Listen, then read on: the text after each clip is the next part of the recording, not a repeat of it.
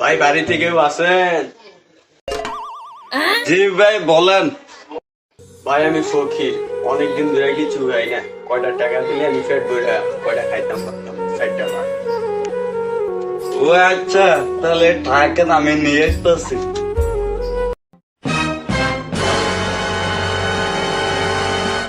আবার বাইরে ফকির আছে, বড় অবশ্যই কোটা টাকা। ও আচ্ছা, বাইরে ফকির আছে, আজকে যে দিতাছি। এনে ফকিরে কই ভালো তো দোয়া করতে, হ্যাঁ ঠিক আছে, নে পুরো টাকা দিয়ে দিস কিন্তু। আচ্ছা আমি কমন নাই ভাই, বাড়িতে লোক নাই, আরেকদিন আসেন। तू समझा